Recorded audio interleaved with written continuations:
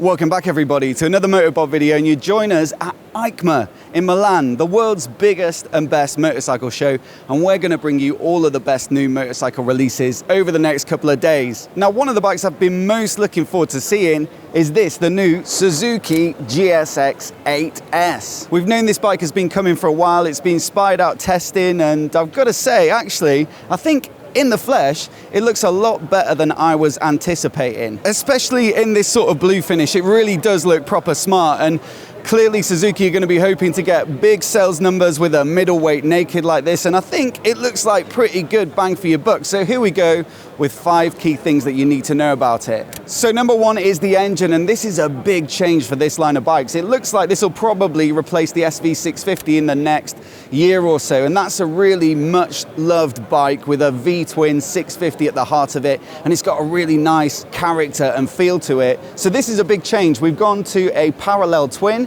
It's 774 cc's, I believe, but the result of a brand new engine is that you get more performance out of it. So it's about 82 horsepower and 78 newton meters of peak torque. That's about 10 horsepower and 10 newton meters up on that 650 V-twin. So it's a nice little performance increase, and I'm really looking forward to riding this one. It should have some of the same feel and sound because it's a 270-degree crank in this engine. It's meant to emulate the V-twin, but it should just have that little bit more punch. Now, of course, built around it, because it's an all-new engine, we've got an all-new chassis as well. So gone is the trellis frame of the SV650, and we've now got a sort of twin beam frame design, a bolt-on subframe here, and a brand new swing arm. And they say that the bike has been built for that sort of sporty naked bike experience, designed to be lively in its handling and nice and flickable. It comes in at 202 kilograms curb, so I wouldn't say it's the lightest bike in the middleweight segment. There's things like the MT-07 from Yamaha that comes in at 184 kilograms curb, but I still think it sounds pretty reasonable, and the rest of the chassis certainly looks pretty impressive. So you've got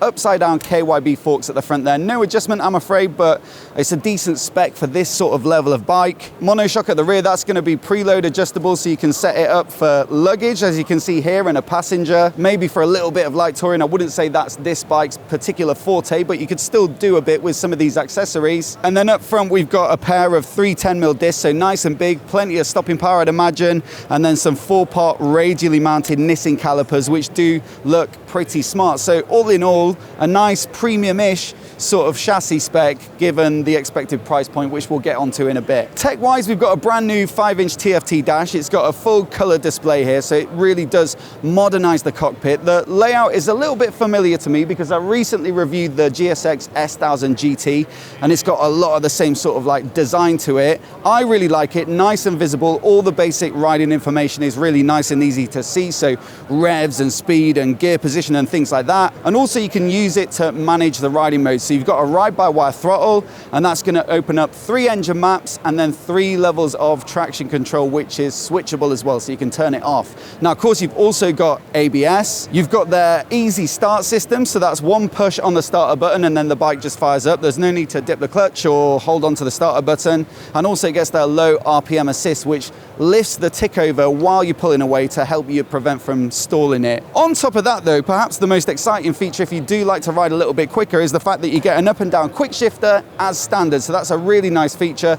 Like I say, all managed through this nice new TFT dash. I really like the sort of design of the switchgear on these Suzuki bikes as well, nice and chunky and clean. And so yeah, the tech package looks pretty impressive. I will say the only thing that is maybe missing is I haven't seen any mention anyway of Bluetooth connectivity with the dash and your phone. So there's no way to manage calls or do turn-by-turn nav or anything like that. But if you're not so bothered about those sorts of features, I think the basics that it does have look really good. On top of which, I think the whole bike looks really nicely done. So the styling, of course, with the whole bike is all new. You've got a really distinctive look here. I will say it does have a bit of KTM 890 Duke about it, but also some of this design stuff has trickled down from the GSX-1000, and I think that's what's really nice about it. It's a bike that's going to come in at a lower price point, and yet you've got some of the looks and style and swag of the bigger bike. So definitely this stacked front end with the hexagonal lights there. You know, that's a big styling point of the S1000, and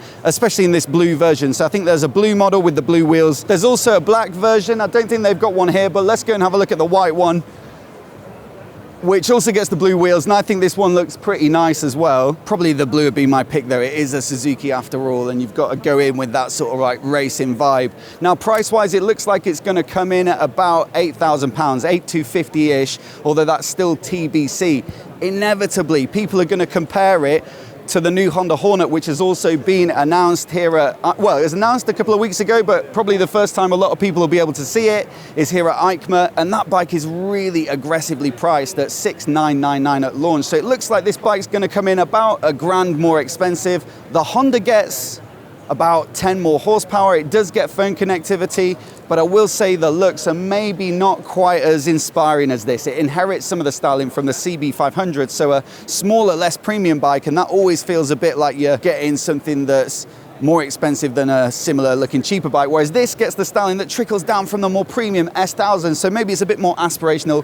People might want to pay a bit more for that, and I think it's the better looking bike.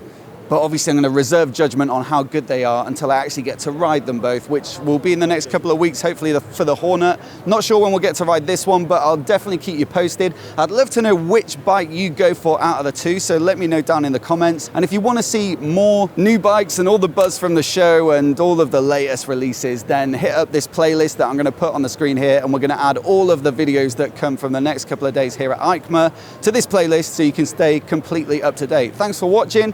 See you in the next one.